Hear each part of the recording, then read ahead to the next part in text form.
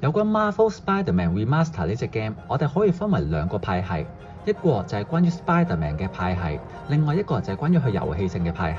我哋可以分為唔同嘅派系去望下呢隻 game 究竟值唔值得玩，或者幾多折買先係最抵嘅。我係超主觀遊玩評論室嘅李奧，我會不定期評測一啲推出咗一段時間同埋隨時會做特價嘅遊戲。如果你對呢類型嘅遊戲都有興趣嘅話呢，記住訂閱我哋超主觀遊玩評論室。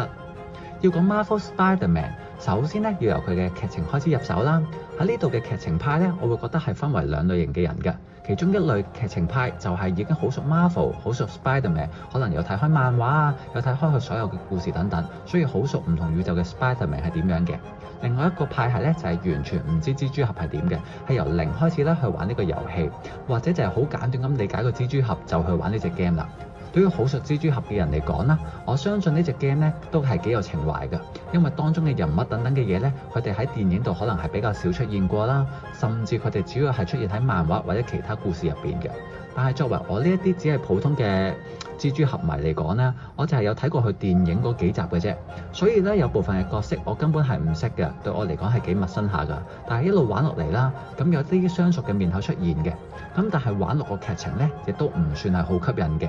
我覺得最吸引咧就係佢 Spider-Man 呢個名咯，但係將心比心啊，如果將蜘蛛俠呢個名拎走咗，將佢變做任何嘢，即係我哋例如將佢變做一個叫做印度隊長咁嘅，將佢變成印度人去睇呢一件事，我哋睇翻呢個故事，又係唔係會有翻同樣嘅感動同埋吸引呢？如果冇嘅話，咁即係其實佢個故事都唔係咁令人驚喜啫。所以我嘅劇情派咧係分為兩種嘅。如果你已經係好熟 Marvel、好熟 Spider-Man， 我相信咧呢度係有感情分加咗咧係超級多嘅。始終佢係一個咁長嘅品牌、咁長嘅歷史。但係如果你係唔太熟悉嘅話咧，我會比較明白你嘅感受嘅。相信你同我差唔多，就係睇完嘅感覺就係同睇過印度隊長差唔多咯。係唔係覺得個故事好震撼、好打動到你呢？未必喎。但係係咪完全唔吸引、唔合理、好差呢？咁又唔算喎。我只係話佢個故事 overall 嚟講呢，係比較偏向一個合格嘅位置。所以呢啲呢，就係作為劇情派要注意啲嘅地方。但係要了解 Marvel Spider-Man 呢隻 game 呢，我哋亦都要講下佢嘅遊戲性。咁佢嘅遊戲性嚟講，我哋又要將玩家分為兩類型。第一種呢，就係中意遊戲手感嘅。第二種咧就係中意去開放世界嘅。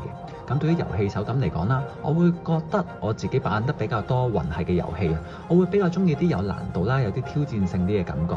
所以呢隻 game 咧暫時唔係好俾到我呢一類型嘅感覺啦。相反感覺就似玩 FF7 嗰種手感咯。成件事咧，如果你係教普通模式嘅話咧，係會比較容易玩嘅。但係如果你教佢一個困難模式咧，我覺得隻 game 嘅挑戰性都唔係大咗㗎，只係數值唔同咗啫嘛，令到個角色難打咗。所以呢個唔係遊戲性增加，係用咗各種嘅方法限制咗自己玩啫嘛。咁呢個我唔認為係戰鬥機制設定得好好咯，呢個係我特別有留意嘅嘢嚟㗎。咁所以你話個戰鬥係咪好爽快咧？其實我覺得唔太算係，所以係麻麻地㗎。咁講完頭先講嘅遊戲手感啦，之後要講下佢嘅開放世界啦。其實咧，呢個開放世界咧係好多元素去探索㗎，好多小支線嘅任務等等。但係你話對於我嚟講會唔會好吸引呢？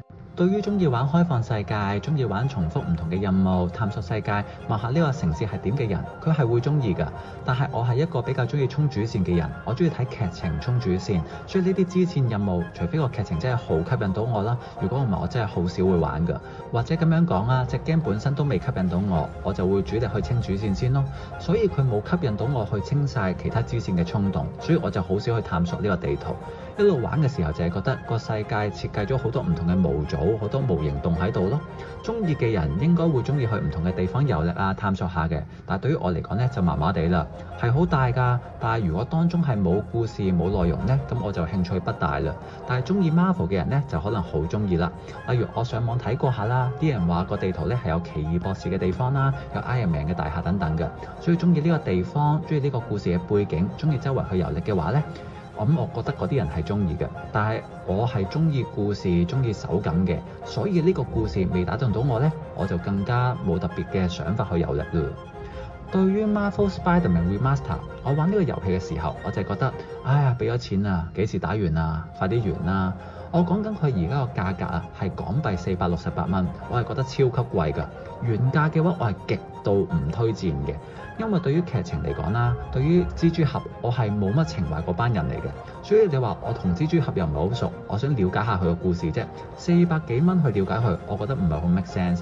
之後再加上佢嘅遊戲性啦，因為我唔係好探索佢嘅開放世界，佢打呢又唔係打得好爽快，所以400幾蚊我係覺得超級唔抵嘅。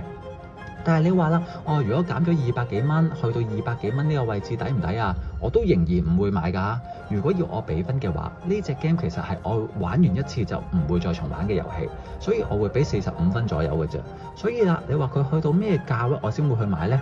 應該去到150蚊樓下啦。即係換言之啊，佢要做個差唔多3折俾我先會考慮去買呢隻 game 咯。